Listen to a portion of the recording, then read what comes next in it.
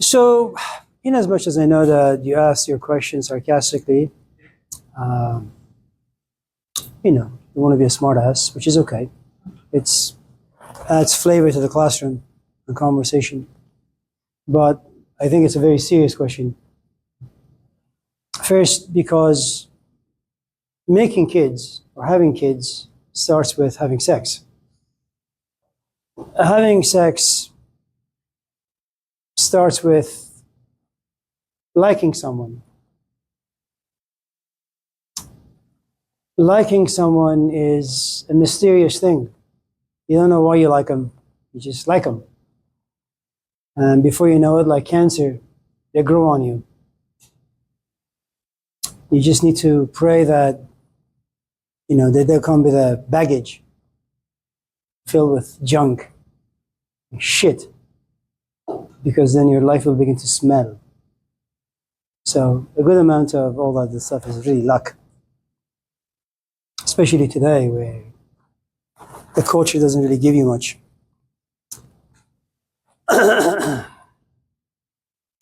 And so the sex is fun, sometimes at least, but it's really more fun after like a fight. Makeup sex.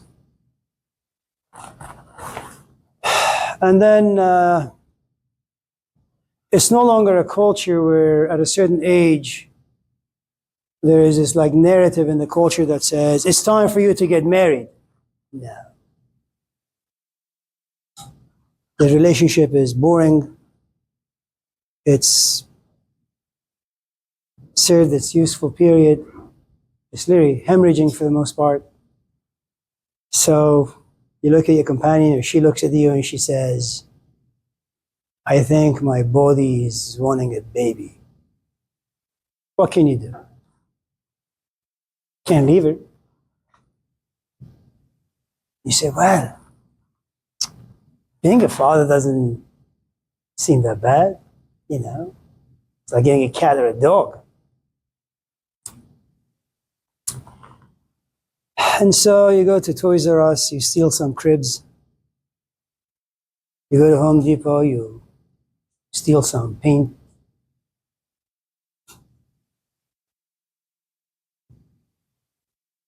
And then your wife at a certain point grabs your hand and puts your hand on her belly. Look, she's moving. And you try to pretend as if it's like a joyous event.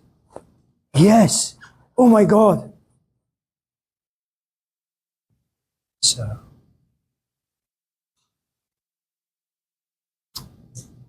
And then at a certain point, she says, I think it's time. You go to Kaiser.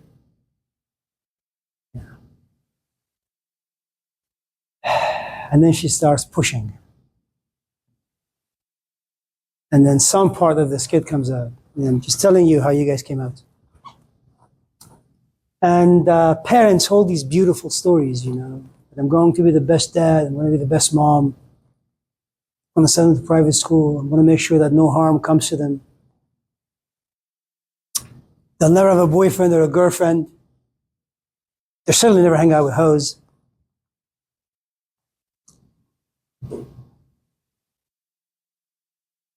They won't smoke, they won't drink.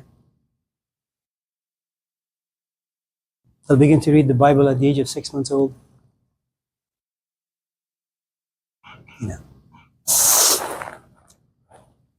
And so it's a great story, like all the stories that human beings create about justice and fairness.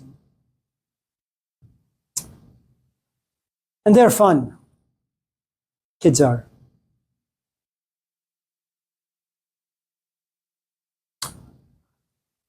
And initially, it's fun picking up after them, wiping their behind, changing their diapers, running to them. At a certain point, life does something very interesting to our stories, whether it's a story about going to school, going to the military, falling in love with someone, buying a dog or a cat or a rat. life slaps you. You come to realize you're still a piece of shit. But just because you're 18 or 19 or 20 doesn't really mean anything. So life is a tendency of making sure that you understand the sort of illusions that you have injected in those narratives.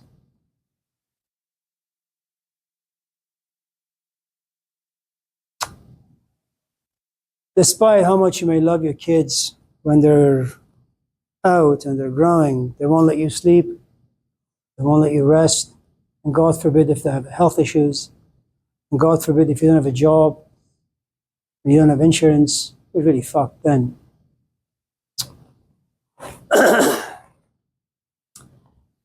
And then depending on what sort of a man you are, you realize that your wife no longer pays you attention because, something came out of her, a child. And you as a man sit there and say, is someone ever going to look at me? And the answer is no.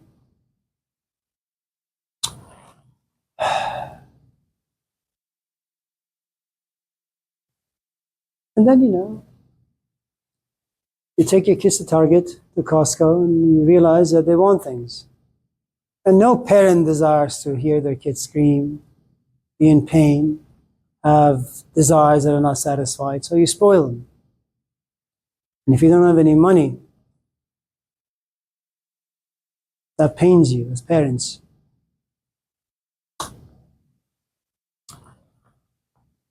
Now, I'm saying all this because America is not a parent-friendly culture or a kid-friendly culture. Everything is a burden. It's not like 40, 50 years ago where women just knew that their role in life is to be a mother. That's it. All of us are walking around conflicted now. You want to be 1,001 different things. So you give 10% to your child, 5% to your husband, 25% to your work, and then 50% to your therapist.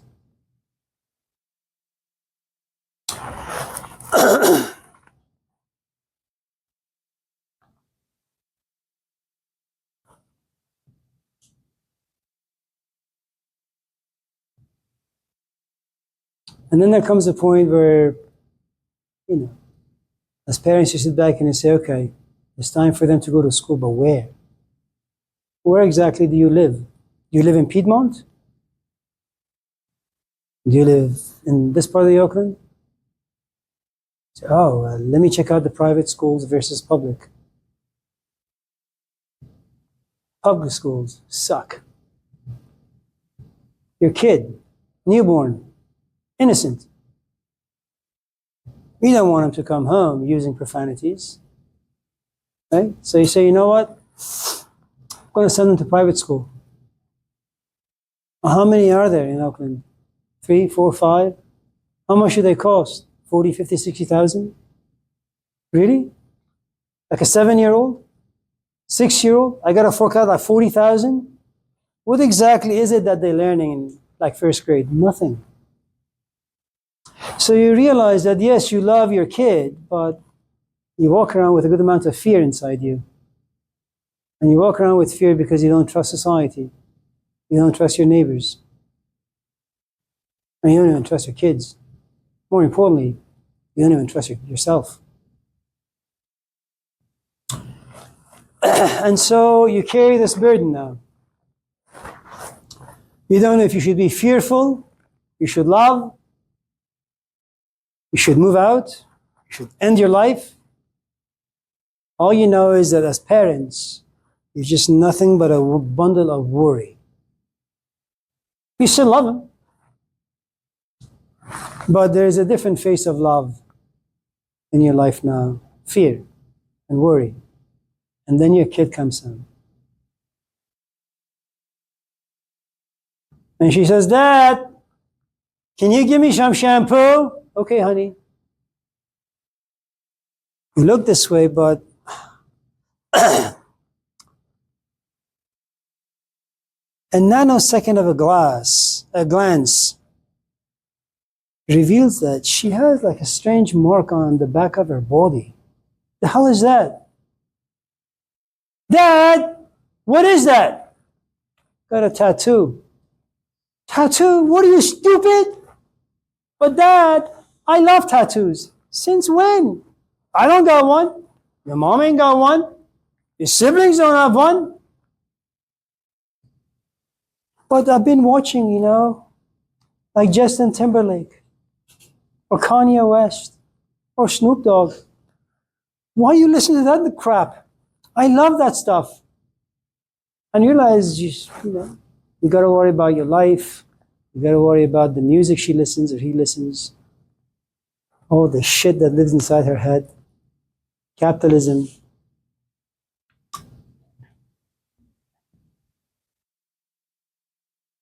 So you sit and you wait and you wait and you wait until you see something decent about your children. That maybe one day they can come home and say, Dad, I got a letter. I got in Santa Barbara. You may be a piece of shit, but that news makes your father happy for 10 minutes. And then he goes to his friends, and while they're all drunk and high, says, you know what? My son, Justin Timberlake, just got accepted to UC Berkeley or UC Santa Barbara. And then you call him, Dad, rent is expensive. I have a job, two of them in fact, but it's too much. All right, you know what? I'll cancel our membership at the gym. I won't drink anymore, smoke anymore, watch porn anymore. All that money is coming your way.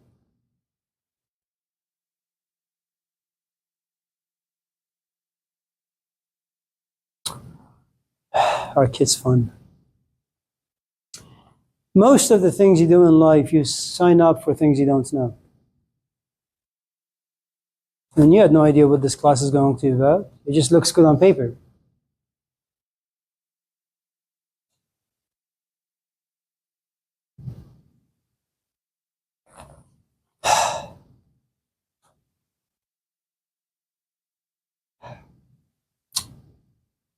So, any other questions? Or nothing? Monique? Not a tiny one? That was good? Should I go on?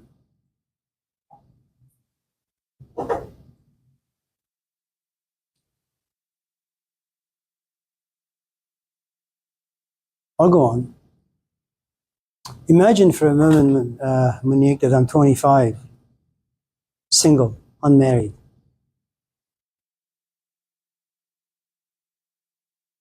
And I run into you at Pete's.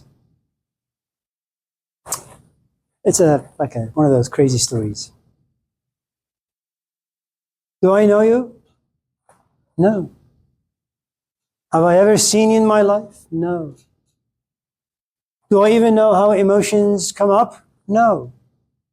All I know is that I run into you and I look at you and I say, wow, I wonder what her name is.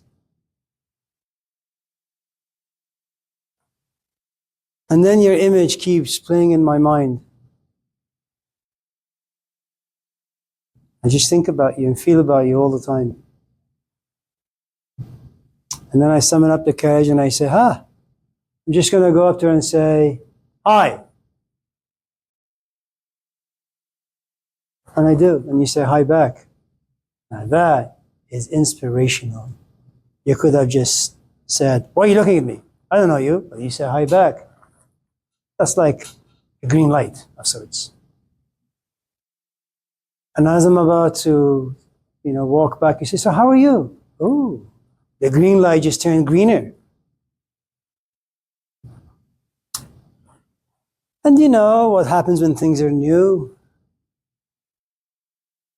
You get consumed by the newness of things, passion, the excitement, all the stupid, infantile, ridiculous fantasies you create in your head.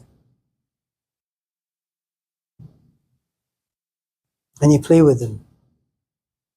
Tomorrow when I go home, I'm going to shower, then call Monique. We're going to go get some Thai food. Then we're going to go for a walk, Rose Garden in Berkeley. We're going to watch the sunset. Hopefully, if I get lucky, we'll hold hands. That's my Bible. It gives me access to my future and the possibilities of more excitement and inspiration.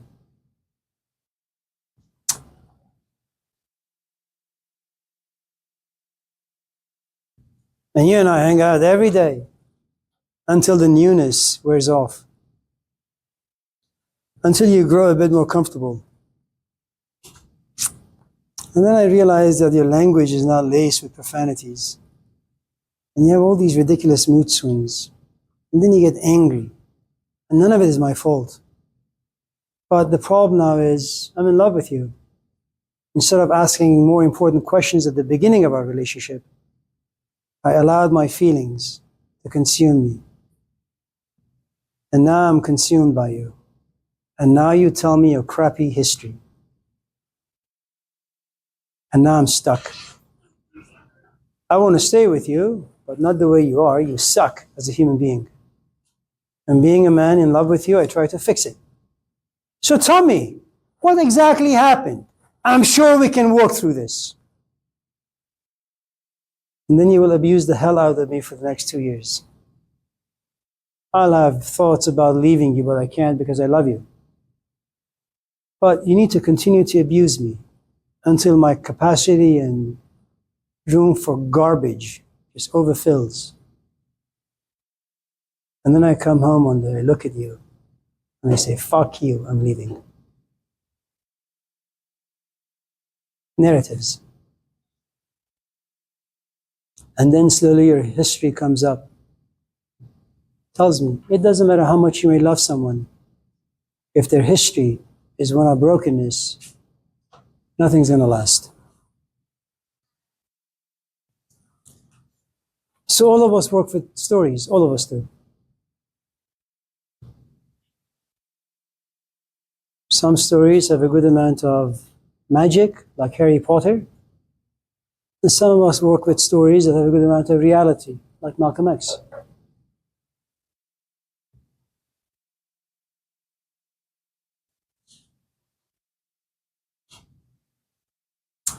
How was that? Good job. Levi, anything? Sure? Carmen? The time you served time. Yeah. I was just searched for one night. I stole a chicken in Davis. We didn't have any food. But I got caught. Lucky's, Davis. Would you steal this time? Well, it's sometimes, I go to Costco. I just grab like an item. While I'm shopping, I just eat it. And then, croissants come, for example, in a box of like 12. I eat 2. My kids eat like 5 or 6. My wife doesn't eat anything because she's watchful of her weight. And then I realized, well, my desire for croissants, they're no longer there. They've been saturated, so I just leave the plastic box somewhere. Then I go and just grab a brand new box.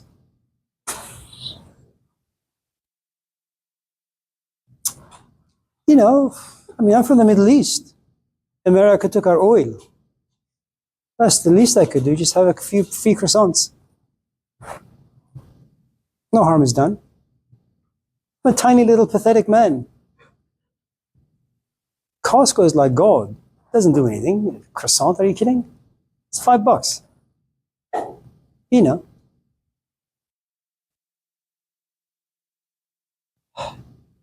And the one time that one of the employees at Costco called me, said, "You're stealing something."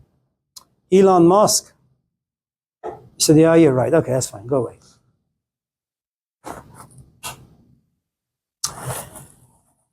Anything?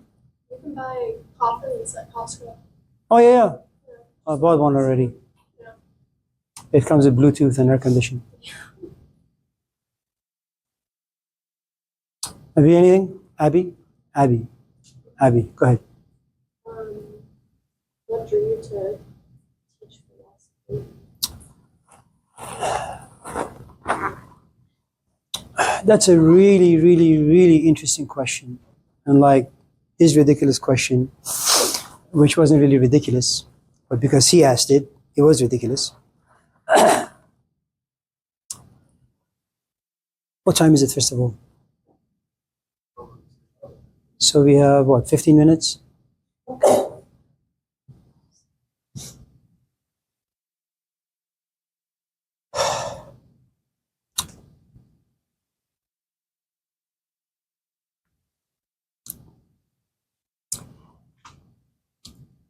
Some kids, when they are born and when they slowly like grow up, some kids just naturally, organically, they're like whole foods.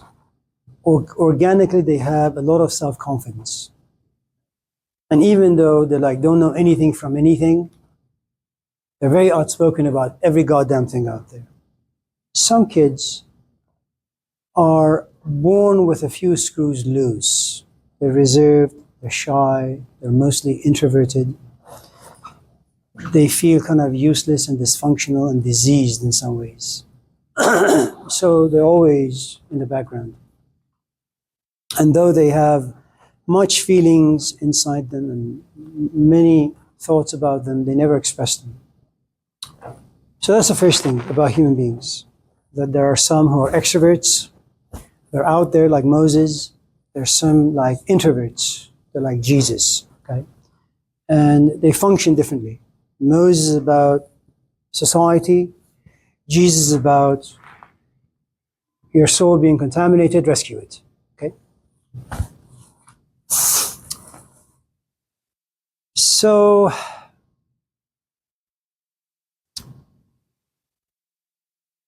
very much like a lot of you in this class, you walk around confused. And 18-year-olds are very much new to life. You ought to be confused. It's not a disease, it's not a sickness.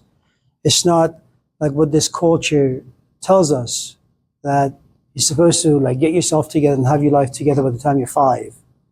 You know, you're lucky if you understand a few basic things about yourself and your life by the time you're like 45 or 50. Okay? So it takes us a long time to figure out what we should do. You know, I mean, he's studying something at some forsaken school.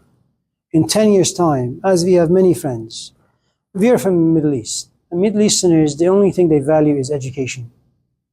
We are rich in philosophy. We are rich in philosophical ideas and religious ideas. We are rich in social and political ideas. Because for the past 4,000 years, the country has always been in social and political chaos. Poverty is everywhere. Injustice is everywhere, right? So your only forms of entertainment for the longest time in our history, you sit somewhere and you have philosophical and religious conversations. That's all you do. Okay? So you go and study computer science. You become a doctor. You become an engineer. At the same time, your background is politics and philosophy and religion. Here, the story is very, very different. Because of privilege, people are just lost. Okay? And because of the absence of parental figures, because of the absence of the culture just not giving the proper things that nourish the human mind and the human psyche, people for the most part just walk around diseased in many ways. Now, what usually happens is that someone is in the last semester of getting their MD, and they come to realize this is the wrong field. So again, it takes us a long time to figure out where we need to be in life. So I was confused for a long time, till the age of 18. I just got lucky. I ran into a weirdo who was interested in philosophy, who was interested in thinking. And I wasn't interested in his ideas, but I was interested in him. And that's the thing that you need to understand. That you don't become interested in the Bible. You become interested in the Gospels. And you're not really interested in the Gospels. You're interested in the stories, but not any story. You're only interested in the stories given to you by Jesus Christ. He's like Kareem Abdul-Jabbar, or a Mike Tyson, or a Tiger Woods, or a Magnus Carlsen. Okay? He's the centerpiece. Okay? And so you become interested in Christianity because you fall in love with Jesus Christ, or Jesus. Okay? And the way he expresses ideas and answers questions. And so I began to like this man. But just because you like someone, it doesn't mean that your temperament or your wiring is going to change. It just means you like ideas. So I worked with him for about 10 years. He was Persian. Doing what? Working with him, doing what? It's just like what you're doing. You go to his house, like you come to this class, and you just listen to him talk. This class is over at 12:15. But we would go to his house at like 5, and it would end at 2 in the morning, 3 times a week, for 10 years.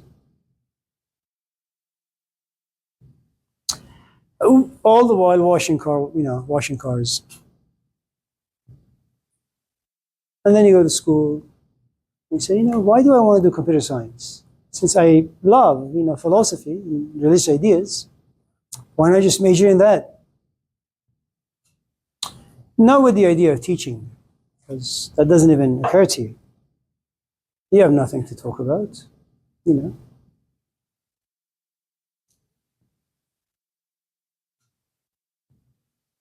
And so, all of a sudden, my brother comes home and says, I'm going to teach at American River College. That's where he is in Sacramento.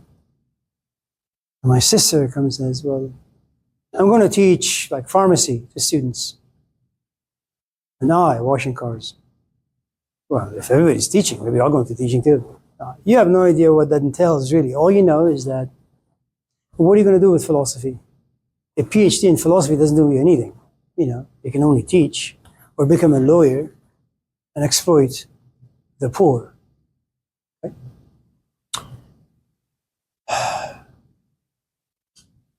And so you apply, and you get interviews, and you get a job, and then you walk in the classroom. And like anything else in life, it's a shot in the dark. You have no idea if you're going to be good, you're going to be bad, you're going to be